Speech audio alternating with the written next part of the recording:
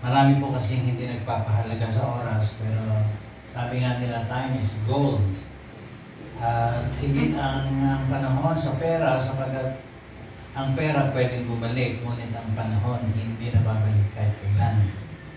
Kaya remember at saka isipin natin where we are spending our precious time. Yung ating quality time. Kaya lagi na itong nyakay sa pamilya, kasi halos lahat ng Pilipino ay nakapokus sa family. At pag hindi po tayo nangaral, ay baka tayo din po ay maapektuhan at ma-influensyahan ng higit ang pagmamalasakit sa family higit sa ating Panginoon. Kasi the highest kind of relationship is between you and the Lord. Okay, kasi isang aralin na hindi po maintindihan ng iba because we have an unseen God. Meron tayong Diyos na hindi nakikita. Kaya ito yung nagkakaroon siya ng parang sabihin natin competition. Kaya nakafocus ang tao sa mga bagay na nakikita niya, higit sa hindi nakikita. Pero ang tunay na aral ng Diyos ay mag-focus tayo sa Diyos na hindi natin nakikita. Yon ang unang utos ng ating Panginoon. Love God with all your heart, your soul, your mind, and then love your neighbors as you love yourself. Kaya nasaan na ngayon yung first commandment? Nawawala po yun. Kaya without a preacher, without a pastor, without a teacher, ay maliligaw ang mundong ito. At kung hindi natin ito ditiinan, hindi natin bibigyan ng pagkakataon ng ating sarili to focus upon the unseen God, ay walang luxury doon. There's no luxury.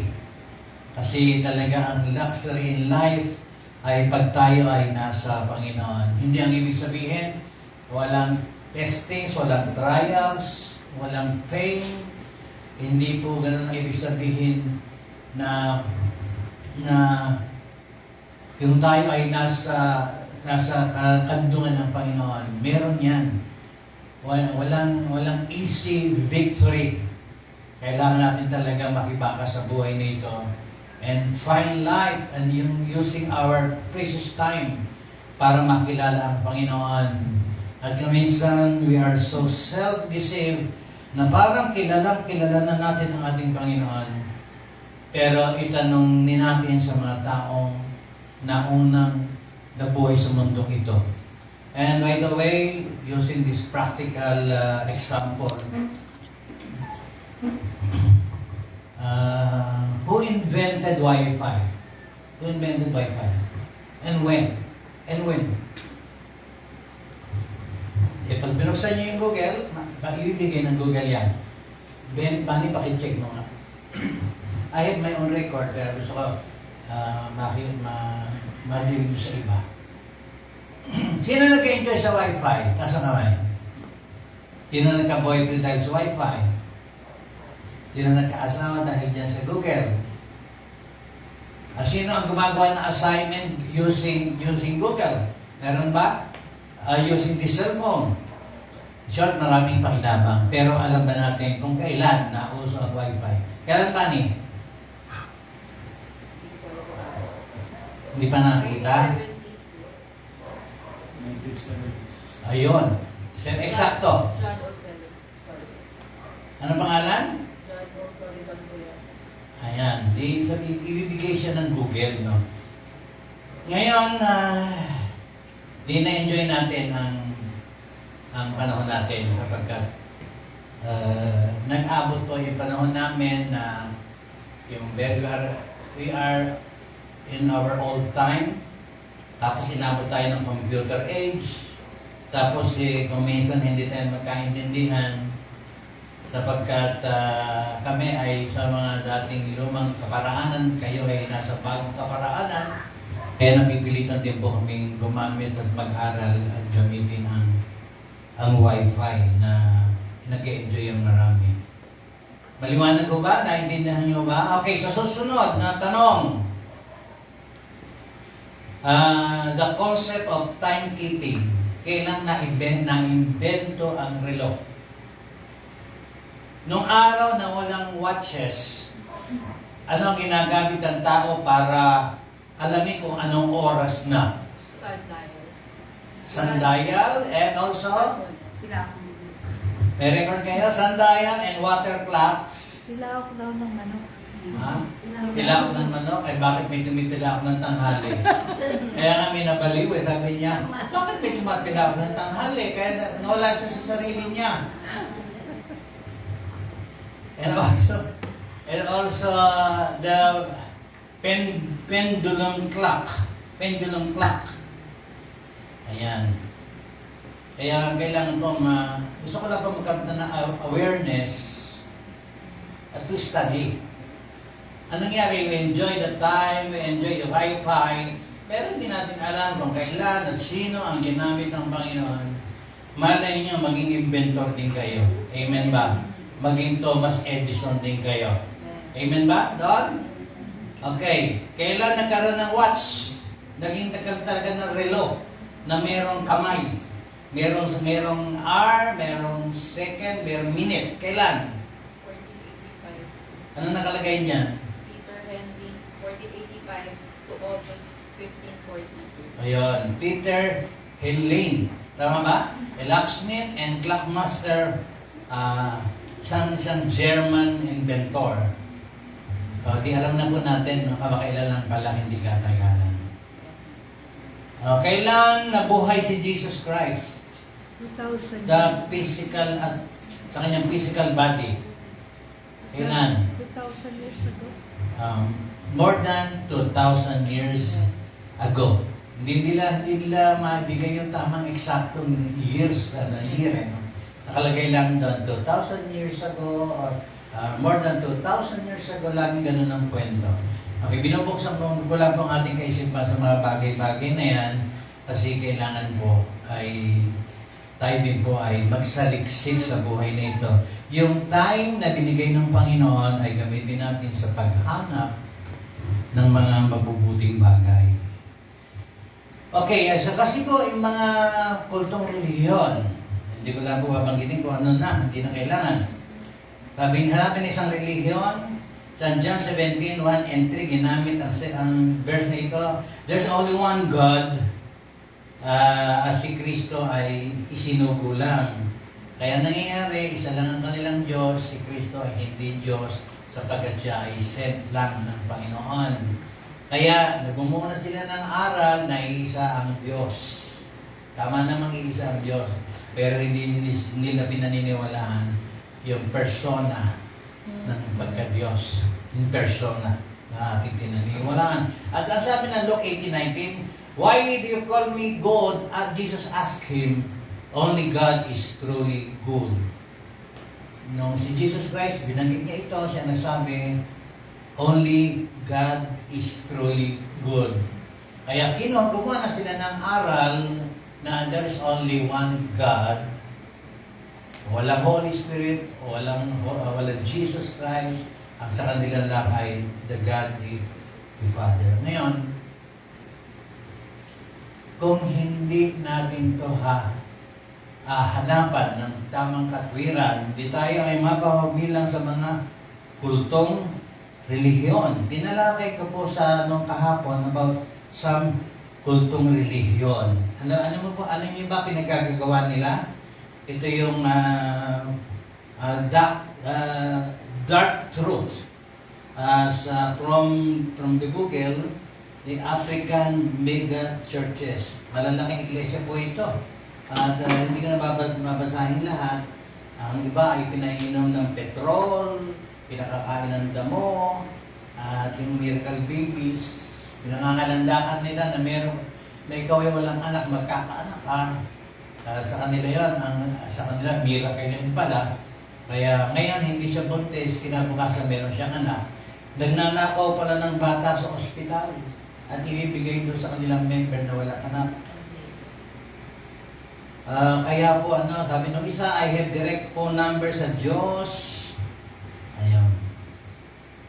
Violence is the only way to break through. Meron silang false fasting, eating rats, snakes, eating underwear, turning anything to food. Lahat ng bagay ginagawa nila, pwede nilang kainin. Okay. Sabihin natin, hindi naman tayo ganon. Hindi naman yun ganon mga Pilipino. Kaya lang, sa iba't ibang kaparaanan, sa iba't ibang style, ay nangangaral sila ng maling aral patungkol sa Diyos. Kaya, mapalad po tayo ay nakakabasa ng katotohanan ng ating Panginoon. Sige, palampakan natin si Jesus Christ.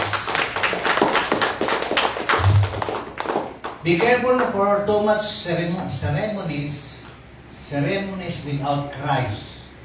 Tandaan po natin yan. Ano po? Minsan, napakaraming abubot, maraming ginagawa, seemingly religious, ang ganda ng building, mga ginto ang gamit, pero yung truth of the word ay kailangan pa pong hanapin mabuti. Kaya some names of churches na babanggitin ko, sapagkat dito po hayagan naman sinasabi nila, yung Mormonism, yung Unification Church, yung Christian Science, Seventh-day Adventist, Universal Church of the Kingdom of God. Kaya hindi ko na babanggitin yung iba na magkakaroon po tayo ng issue. Pero ang dami pong kultong relihiyon sa ating panahon. Kaya mas mabuti pa keep yourself safe dito ka na sa United in Christ. Sabi niya po natin, I love United in Christ. Sabi mo sa katabi mo, mahal mo ba ang United in Christ?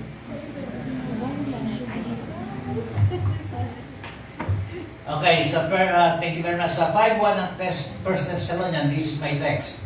Ang topic ko is time and ano ba yung topic ko nung sinabi sa inyo? Saan namin bigyan ba? Hindi pa. The time and the season. Ayan, the time and the season. Nasaan na ba tayong season? Pinapahalagahan nyo ba ang oras? Amen? Nung ako po yung nagkakaedad, tumatanda, nakita ko po ang kahalagahan ng panahon. Ngayon, ikaw, halimbawa na nagkakaedad ka na, you reach your 70s, tapos marami kang pera. Ano ang gagawin mo? Gagamitin mo yung pera para mamasyal, kumain ng masarap? O itatago mo na lang, pero 70s ka na.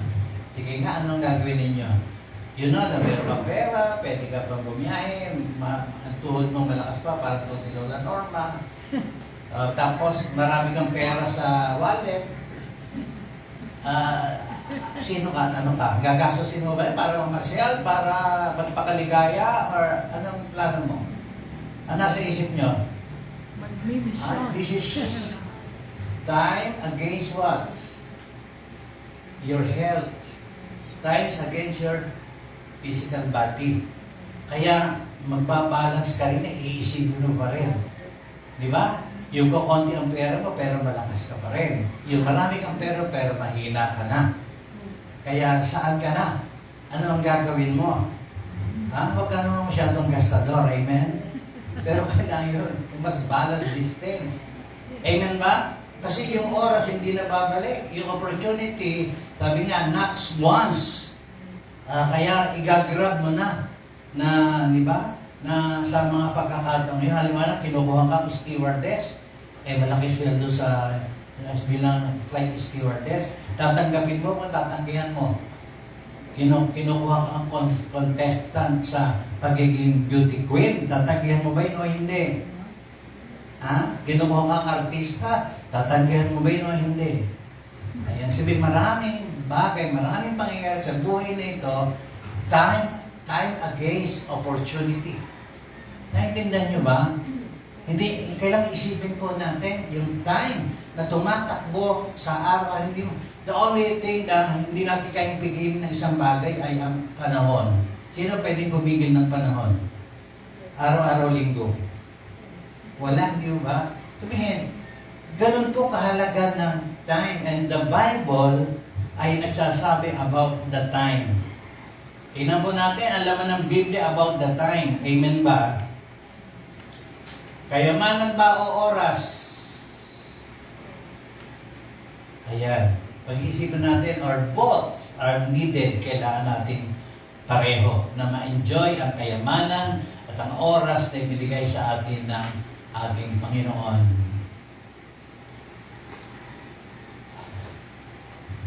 Okay, tingnan po natin yung mahalagang talata kasi I have many. Gusto ko lang po na ma-enjoy yung time. Okay. Sabi sa verse 2.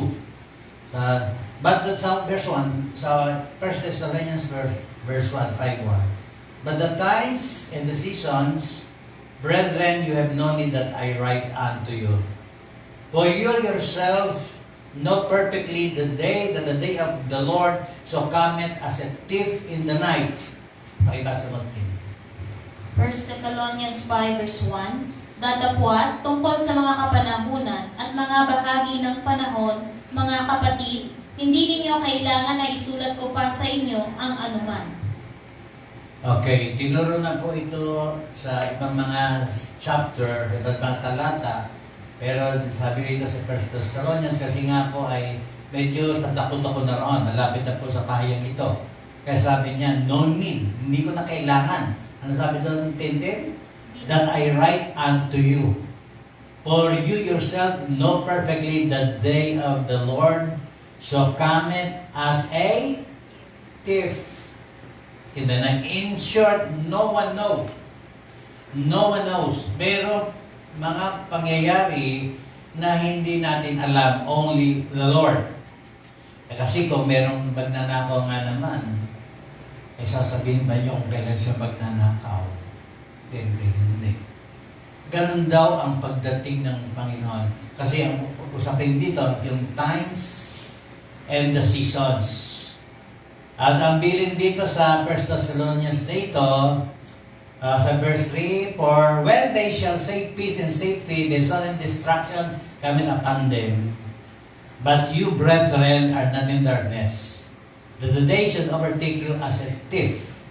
You are all children, 5, of light, and the children of the day. We are not of the night, nor of darkness. Pumasa ka na ilan, Tintin. Verse 3, Pagka sinasabi ng mga tao, kapayapaan at katiwasayan, kung magkano'y darating sa kanila ang biglang pagkawasak, na gaya ng pagdaramdam, sa panganganak ng babaeng nagdadalang tao, at sila hindi mga makatatahan sa anumang paraan. Verse 4, Ngunit kayo mga kapatid ay wala sa kadiliman, upang sa araw na yaon ay masubukan kayong gaya ng magnanakaw. Okay, ang binibigyan din dito, ang lesson dito is be careful how you spending your time, your life in this world. Ang ibig sabihin, be prepared. Ano po? Ang ibig sabihin, maghanda po tayo sa buhay na ito. Kung anong ating pinagagagawa, it must be subjected sa kalooban ng ating Panginoon. Na tama po, pinili po ninyo, you are now in the house of the Lord. You are a winner today. Palakpakan natin si Lord. Amen. Sapagkat marami po ang hindi nakarating sa bahay-sambahan. And you know the reasons why. Kasi tayo ay biktima rin dito dati na hindi tayo nakakarating sa bahay-sambahan. At sa bahay-sambahan, nandiyan ang preparation, nandiyan ang altar, andyan ang mga prayer warrior, andyan ang mga prayer phone, andyan ang worship, singing, andyan po lahat. Andyan yung pagsasalo-salo ng mga magkapatid kay Kristo. Andyan yung you are exercising love. Kasi mahirap pong mag-exercise ng love kung ikaw ay nag-iisa. Mahirap din pong purihin ng Diyos ang kanyang sarili. Kaya po, meron pong kwenta ang nasa family of the Lord. At tandaan po ninyo, when you are sa united in Christ, you're a part of an extended family. We are ates and kuyas here. We are titos and titas. Andito tayo, not just a plain worshiper, andito tayo bilang magkakapatid. tinitingnan po ninyo, meron tayong mga kakilala, mahal sa buhay, na hindi natin masyadong kasundo. Pero narito kayo sa bahay-sambahan, ang bawat isa po ay mahal po natin. Amen o ba? Pakikalabay ko yung katabi mo, sabi mo, mahal kita sa Panginoon. Amen. Kung isa sa bahay, wala hindi na exercise yan, no? Pero dito na exercise. Why? Sa totoo lang po, kuminsan kasi sa dami ng sugat na naipon sa buhay po natin, hindi na po natin mabati yung ating mga kasama sa bahay. Nangyayari po yun. Pero sa bahay-sambahan, sapagkat merong aral ang Panginoon, sinasabi mo mahal mo ang Diyos na hindi mo nakikita, pero ang kapatid mong nakikita, hindi mo mamahal. These are lessons to be learned and lessons to practice. Amen ho ba? Kaya yung pag-ibig po ay hindi LOVE lang. Ang pag-ibig po ay ginagawa. Ine-exercise. Kasi pag hindi na-exercise ang pag-ibig, hatred. Hatred po ang niya. Ang sa kabila niya. Kaya ano mas mainam? Love or hatred? Sa hatred, marami nababasa, di ba? Maraming luha ang umaagos sa hatred. Pero sa pag-ibig, lumuluha mga pero luha ng may kagalakan yon. Amen ba? Di ba naluha ka nung dumating yung kapatid mo dyan, nakita mo yung kapatid mo ngayon? Naluha ka ba? Or wala namang sibuyas sa harap nyo pero naluha kayo? Amen? Amen. Amen na po natin na tayo ay nagmamahal pa. Nagmamahal pa ho ba tayo o wala na? Kasi yung mga nasisiraan po ng ulo, nasobrang po yun sa galit. Kasi kami po ay nasa deliverance ministry. Pag sumobra na ang galit, sama ng loob, nababaliw. Yes, kapag ang daanan po ng evil spirits ay sa area ng emotions. Hindi po basta nasira ang ulo ng isang tao. Meron po yung pinanggalingan. At commonly, ito po ay sa mga pains and hurts. Buti nga, ngayon ay nakalaya na po tayo. Andito na po tayo sa isang luxury in life. Nagsahali po tayo ang sumamang loob ay tayo po ay nagmamahal. Tanong mo sa sarili mo, nagmamahal pa ba ako? Tanong mo nga. Anong sabi? Sumagot ba? Yes. Amen daw. Okay, something para naman meron tayong from the outside, mga bagay na mahalaga, totoo. Pakinig po kayo. One unspoken millionaire habits. Okay, hindi ko na po babanggitin sa inyong Sam. Ano po? This is one. Ang sabi noon ay protect your time, your most valuable asset. Isa pong kasabihan niya ng mga milyonaryo. Isang habit ng milyonaryo yan. Hindi ka na babasahin, hindi naman yun ang topic natin eh. Isa lang ang topic natin pinili. Protect your time, your most valuable asset. Yung time, akala po natin ay baliwala. Ito'y alam po ng mga tao na na-late ng 1 second at isinira na po ang pintuan ng aeroplano.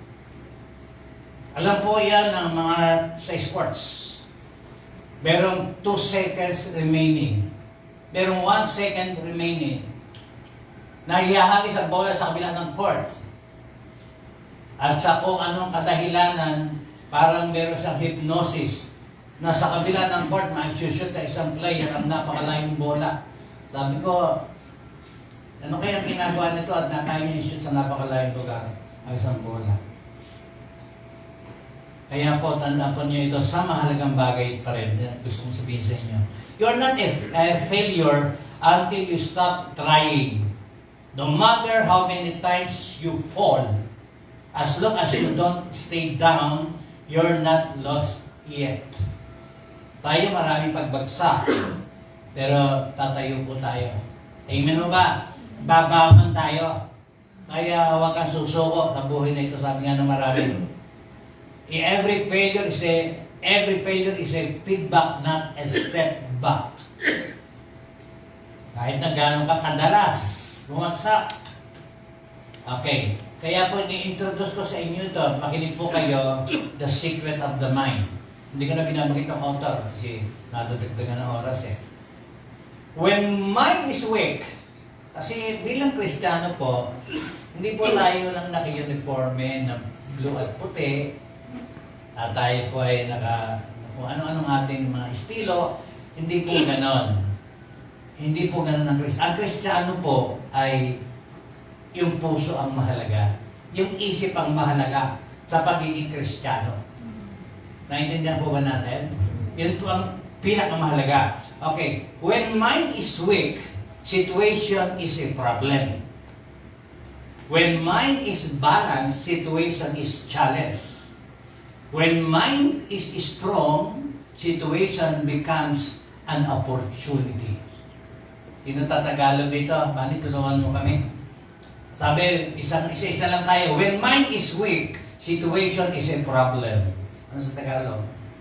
Tintin ko, pangalawa. At mahina yung isip. May nahirapan sa mga pangyayari. Okay, situation is a problem. Kaya marami pala tayong pinoproblema. Hindi naman daw hindi pa problema. Meron lang tayong weak mind. Naintindihan niyo ba? Pero when mind is balanced, naintindihan ko naman to.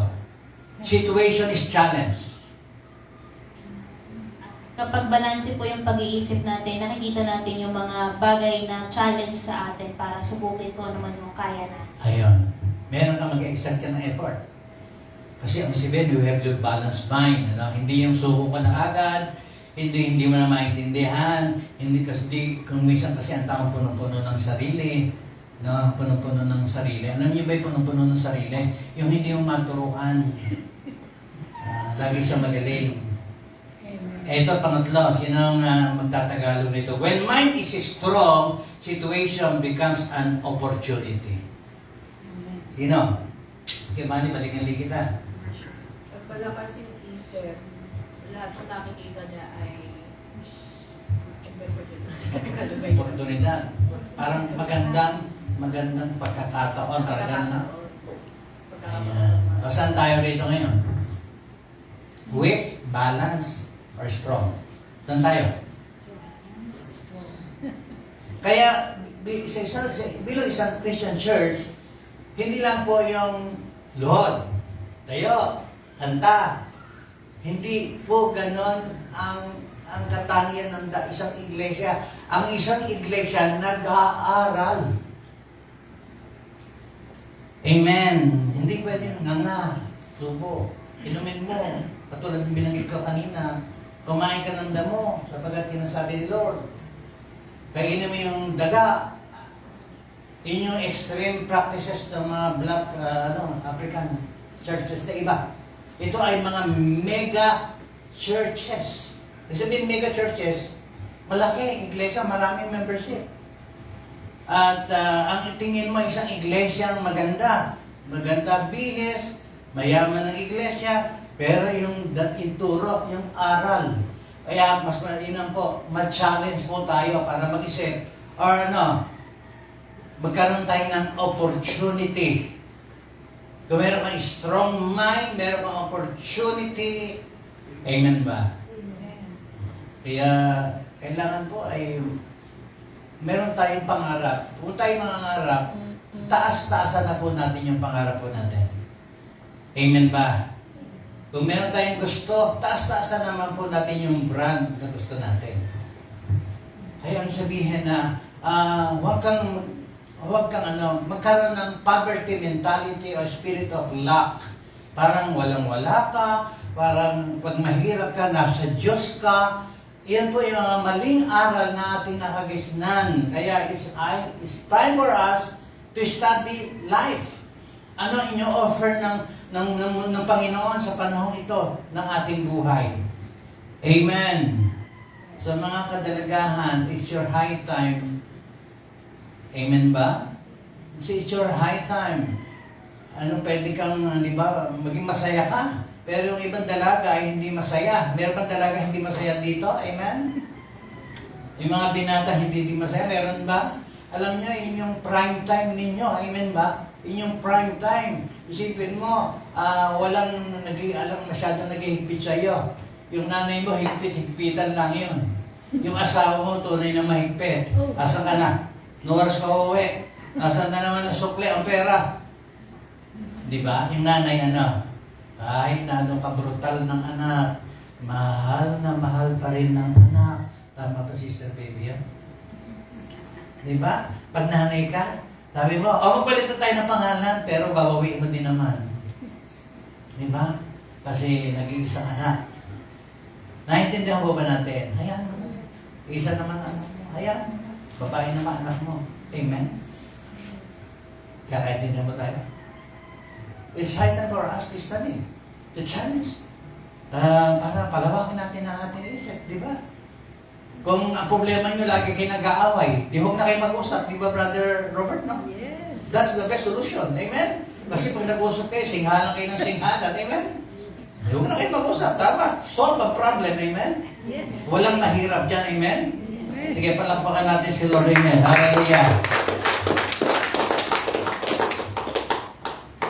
Kung sabi sa iyo, ayaw ko na sa iyo, ano yung sasagot mo?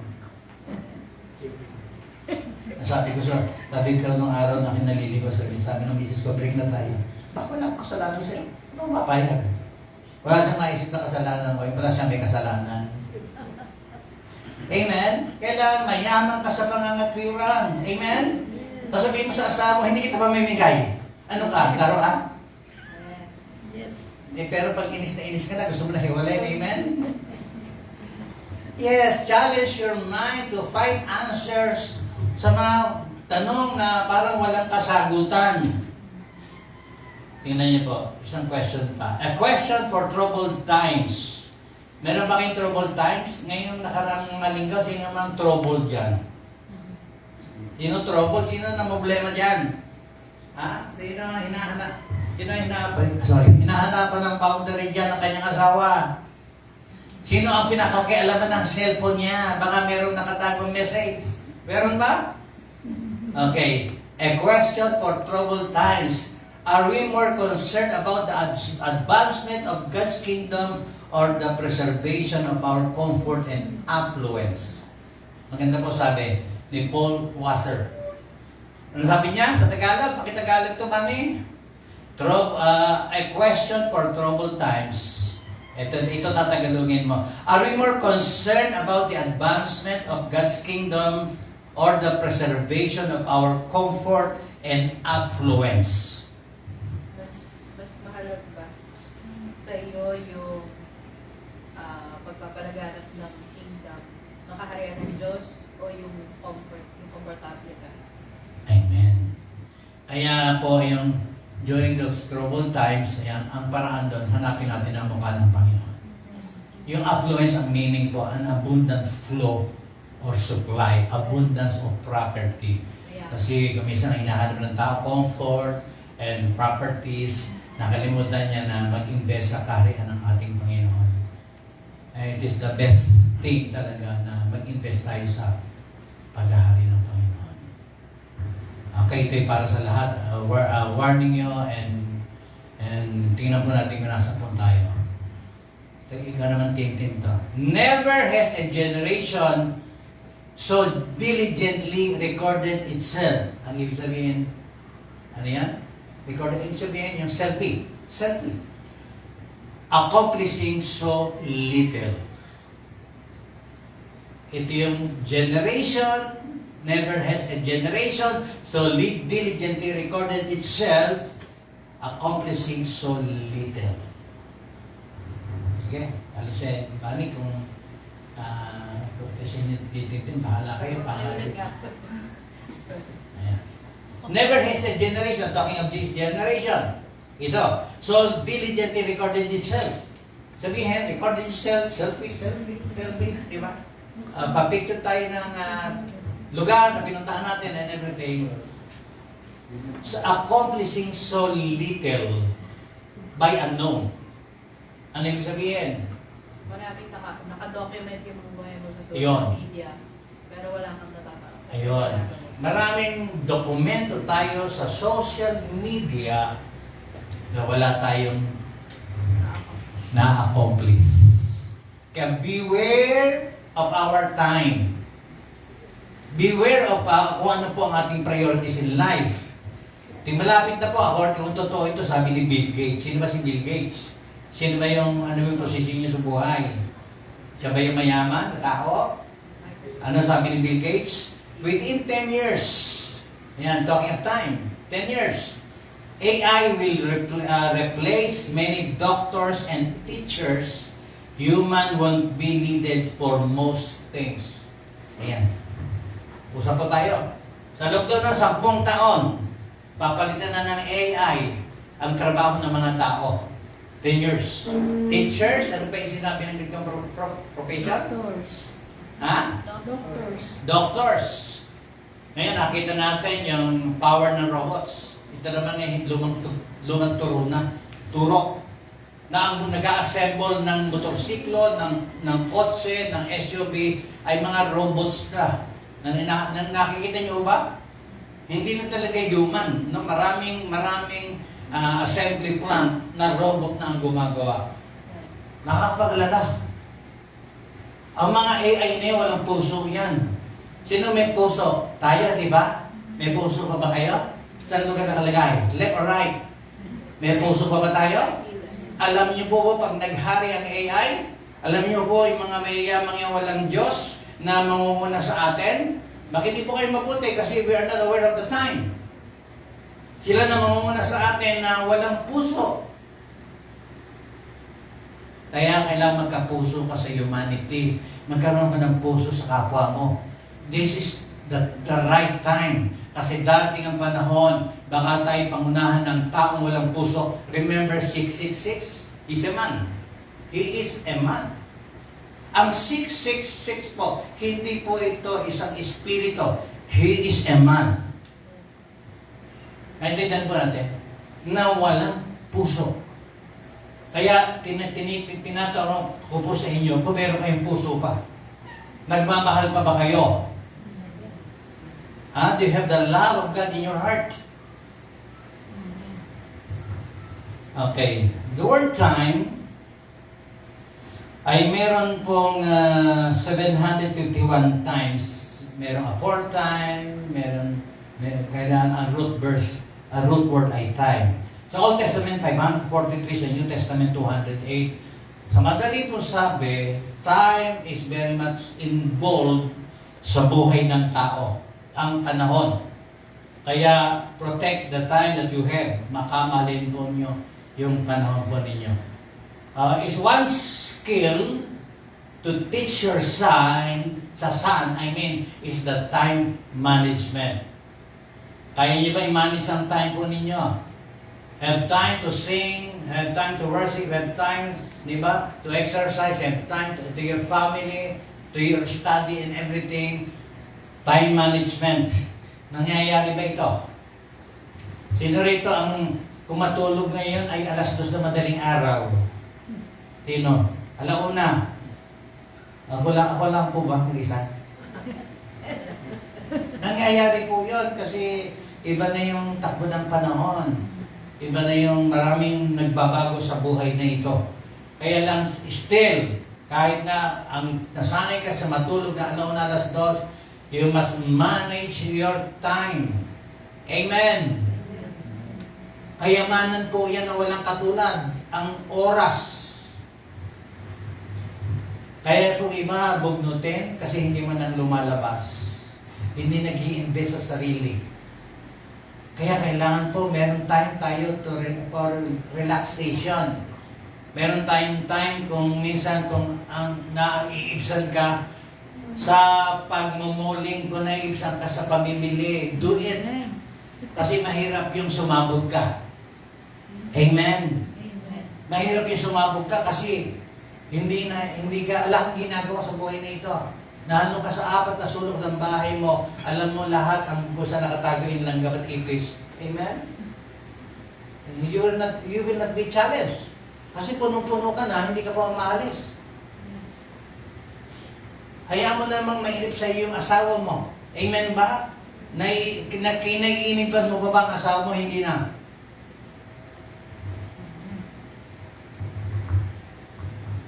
Amen.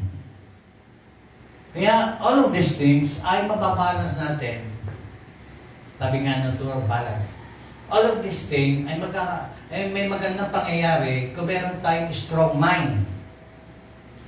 At ang Diyos po ang sabi ang pinakamarunong sa lahat. Ang Diyos po ang pinakamayaman sa lahat. At ang nababasa po natin sa banal na kasulatan ay karunungan po ng Diyos. Sabi nga, ang galaw ng sanlibutan ay hindi galaw ng Diyos. Opposite. Sabi ni Jesus, ang aking paghahari ay hindi dito sa lupa. Opposite po. Kaya, it's high time for us to study and learn from this life. Eto, babasahin ko lang po. At tingnan po natin, ano ba oras na yan? May ikling oras, di na ako nakapagbuklat. Pero I want you to learn. Ang topic po ay learn to wait. Talking of the time. It is better to wait for the right season than to make foolish decision. Okay, Tagalogin natin sa number 2. So number 2, it is better to wait for God's will than to follow your own will. 3, it is better to wait patiently than to love mistakenly. It is better to wait long than to marry wrong. To everything there is a season, sabi ni Ecclesiastes 3:1. Kaya po, it is better to what? It is better.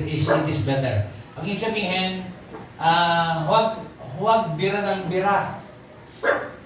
Hindi porket we have this free time. Hindi ang ibig sabihin we have this free will ay bira tayo ng bira. Anyway, pag may problema naman kayo, lumapit naman kayo sa akin, mag-text naman kayo. Even our friend, our supporter, our very own engineer Andy, nag-text sa akin isang araw. Sabi niya, Bishop, magpapa-counsel ako sa iyo. Isipin po ninyo, professional, na-reach yung height ng kasaganaan, hanggang sa ngayon employed, hanggang sa ngayon ang buo niyang pamilya ay nasa negosyo. May magte-text sa isang umaga, I was amazed, I was surprised, I'm very happy na sabihin sa akin ito ng ating kumpare. Isang umaga, may pagkakausap po ako sa inyo. Kaya please, kung meron kayong troubled mind, kung meron kayong problema, ay indirectly or directly sabihin po ninyo, tingnan po natin, baka sakaling makatulong tayo. At ang higit na makakatulong ay ang Holy Spirit. Huwag kang papasok sa isang iglesia na walang Holy Spirit. Huwag kang papasok sa isang church na walang Holy Spirit. Kasi siya po yung ipinadala ni Jesus Christ. Amen. And this is now the time of the Holy Spirit. Ano ba yung time ng Holy Spirit? Bibitawan ko na pa yung aral ko. Hindi ko lang nabuklat yung 30 verses na ituturo ko po sa inyo. Kasi binanggit ko po yung sa paligay kay mas mahalaga. Amen ba? Yung prime time mo sa mga ginagamit. Sa mga decisions making mo bang ginagawa, sino ang iyong teacher? Sino ang life coach mo? Sino ang financial advisor mo? Marami tayong pagkukulang kung minsan. Sino ang favorite singer mo na natututo ka ng dahil sa kanya? Amen ba? Alam niyo, meron sumali po sa The Clones. Sabi niya, may kapansanan po siya sa inabulag. Kasi during sa panahon ng kanyang pagiging baby, nilagyan siya ng ilaw. Parang incubator, siguro ilaw. Nabulag yung isang mata. At yung isa ay patuloy na lumalabo. Sabi niya, hindi bali ako may kapansanan. May talento naman. Kaya kumanta lang po siya. Inuwalaan nila kung sino ang kagaya niyang kumanta. Alam niyo ba kung sino nakagaya po niya? Si Fernando po Jr. Kaya po gano'n na lalaban tayo sa buhay na ito. Sabi niya ay true practice. Sabi ng isang nakasabay niya, to through practice, may improve ka. Parang kumanta naman siya na parang ano pangalan ng banda niyang kinopihan ng kanta. Rod Stewart ba?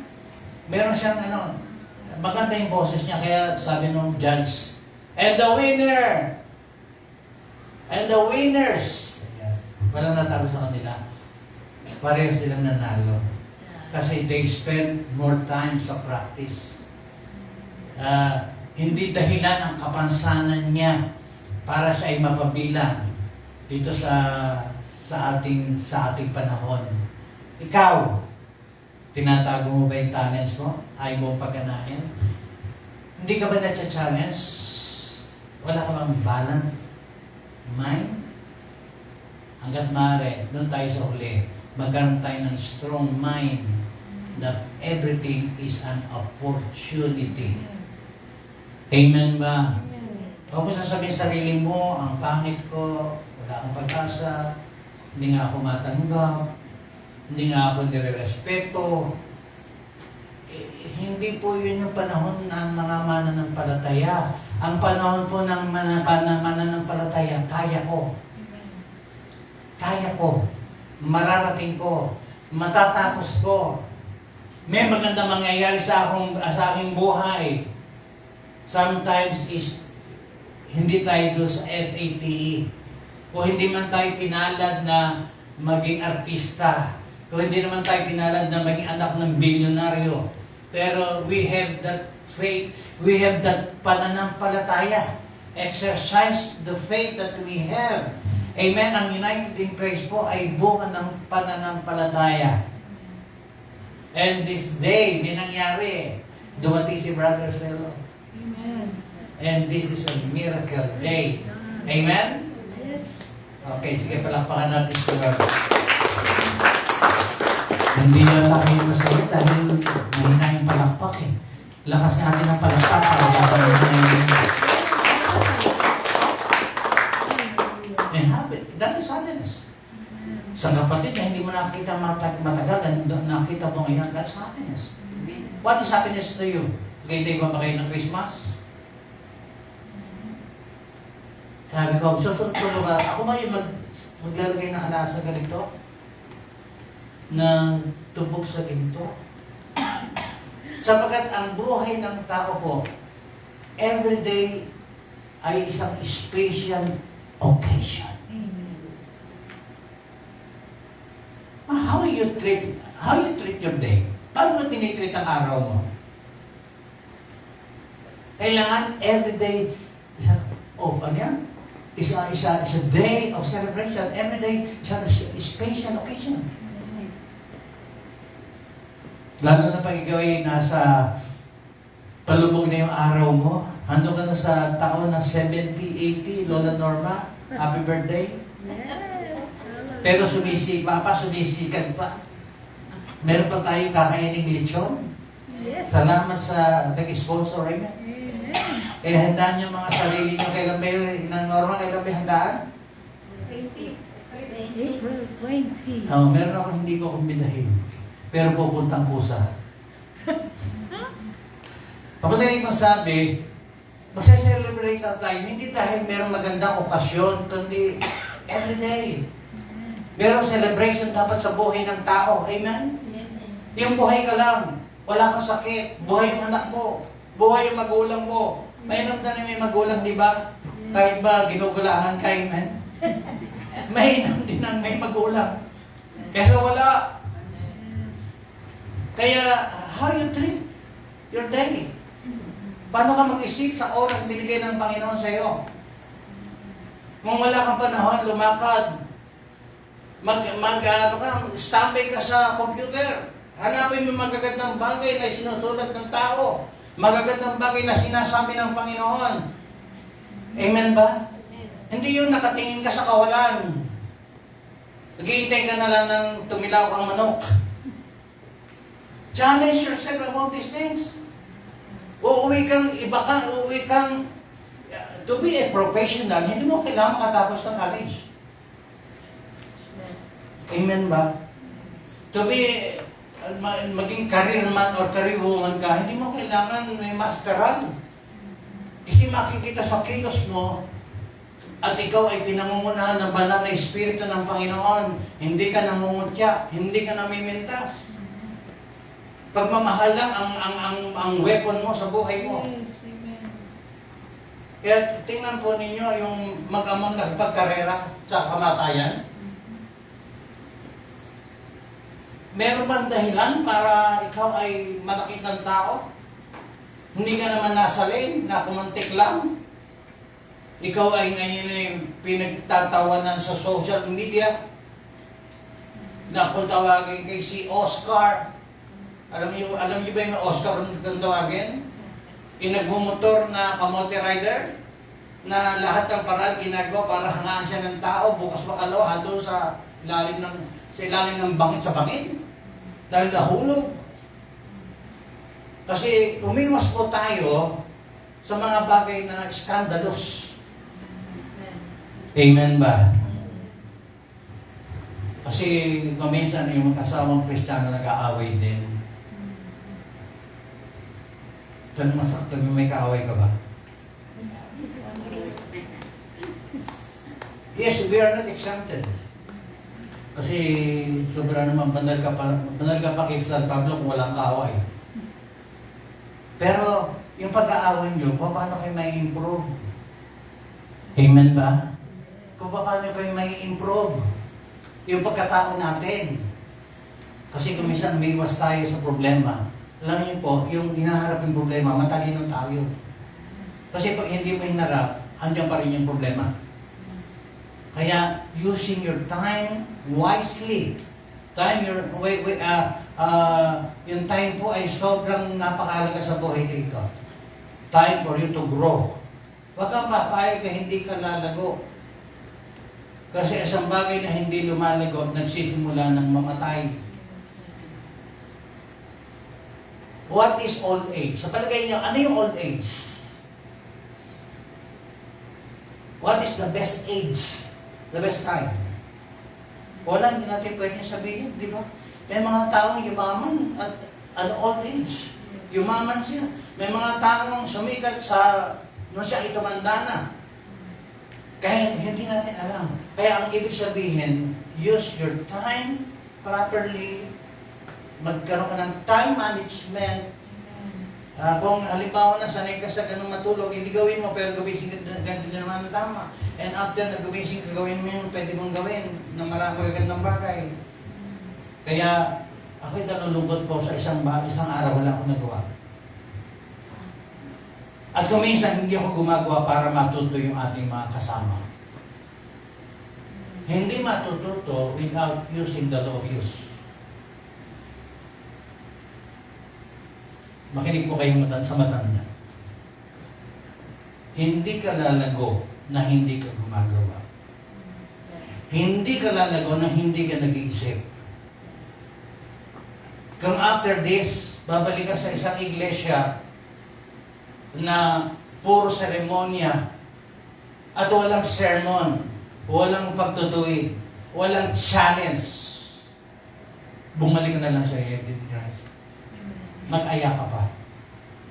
Sapagkat i-design po ng Panginoon ang iglesia natin for this. Hindi dahil gusto namin mag-sermon, kundi mahal ka namin. Lahat ng ginagawa po namin dito ay bunga ng pagmamahal. Nagsisermon po tayo dahil mahal kayo namin. Naghahanda tayo pag linggo, Sabado-Linggo dahil mahal ka namin. Hindi tayo gumagawa out of an assignment. Dahil ako naka-assign dito, hindi ako gumagawa. Gumagawa ka dahil mahal mo ang Panginoon. Gumagawa ka dahil mahal mo ang taga-United in Christ. Naiintindihan po ba natin? And God will reward you. And God will send people, and God will make a miracle, will do a miracle beyond your wildest expectation. Happy birthday, Sister Jazz. Is your celebrating your birthday yesterday? That's the exact date. Kanta nga tayo na happy birthday mo na. Sige, tingnan po natin yung let's celebrate life. Position, please come forward. Hallelujah. Praise God. Lahat na may birthday na April, awitan natin.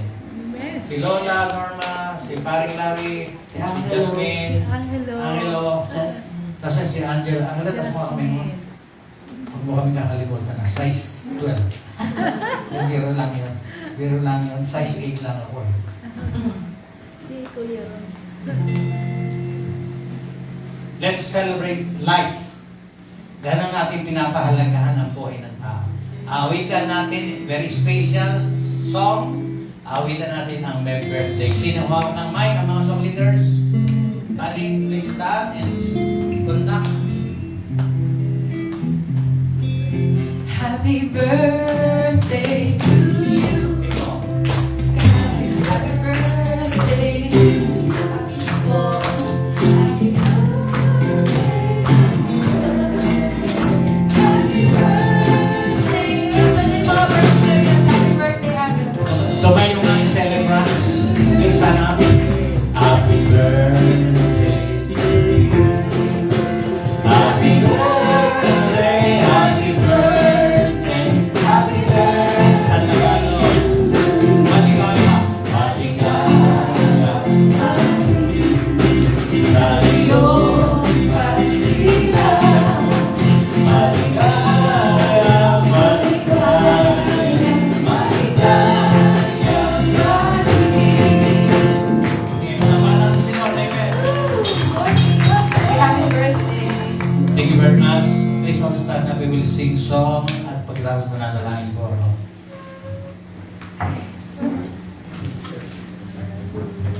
Let's sing this song. You deserve the glory and the honor. May himala po kasi ngayong araw na ito. Too much miracles, signs, and wonders. You deserve the glory. And what? And the honor. Lord, we lift our hands in worship as we lift your holy name. You deserve the glory and the honor. Lord, we lift our hands in worship as we lift your holy name. For you are great, you're the miracle so great. There is no one else like you. For you are great, you're the miracle so great. There is no one else like you. There is no one else. And once again, from our hearts, awitin natin ang Panginoon. And you Lord, we lift our hands in worship as we lift your holy name.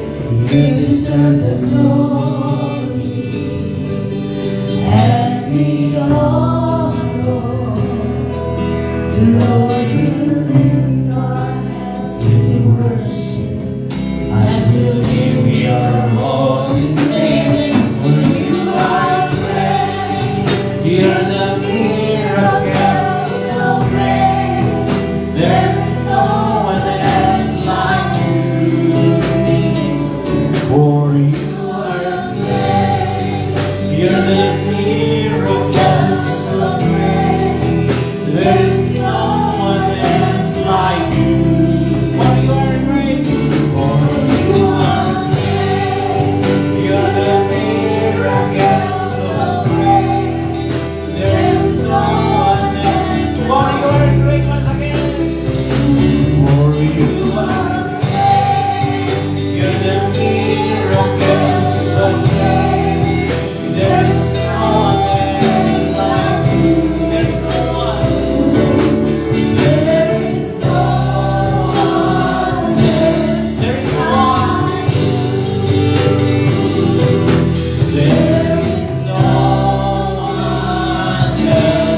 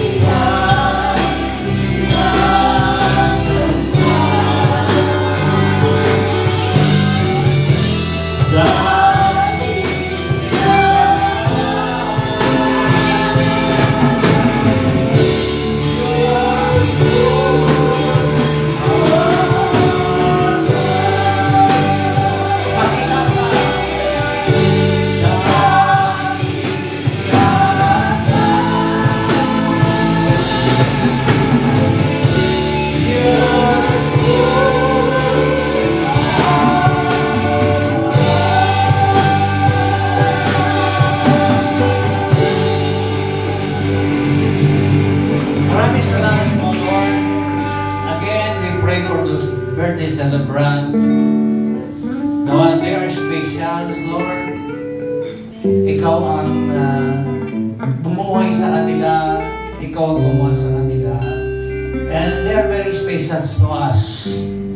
Sapagkat nakasama namin sila dito na nagpupuri, kumikilala sa iyong paghahari. Salamat o Diyos, walang naging dahilan, walang humadlang for us to know them. Lahat nilang pasan nila, Panginoon, lahat ng uri ng ating nag-away. Yes, Lord. Inalis mo, O Diyos, para kami magkasama-sama kay mapapurihan. Amen. Salamat sa long life na pinagkaroon mo kay Lola, Thank you, Lord. sa katanghalian ng buhay, Panginoon, ng kanyang apo, Amen. at kay Jasmine, Panginoon, sa kanyang murang isip, bilang isang babae, Panginoon, yan mong siya'y patuloy na lumago, maging woman of God, Panginoon, maglilingkod sa iyo habang namumuhay. Give the best gifts to all of them. Wala pong nasayang silang oras na sila dumako sa lugar na ito. We make it a point, Lord, na bawat pasok nila sa building na ito, they will learn something and they will feel and they felt the Holy Ghost. Maraming salamat po, Ama, at these are your doings. At patuloy na gagawin pa sa United in Christ. Patuloy ka magpapagaling lalo ng damdamin sugatan. Maybe hindi po nila ito naiintindihan, but they have some hearts na kailangan pahalukayin. May marami pang sugat na dapat pambunod din sa kanilang buhay. At makita po nila, Panginoon, till luxury life. Ang na kay Hesus Kristo ay isang napakasayang buhay. Ang buhay na puno-puno ng pag-asa. Maraming salamat, Panginoon. Hindi dapat ibigay sa ibang kalwalatian. Dapat sa iyo, O Diyos.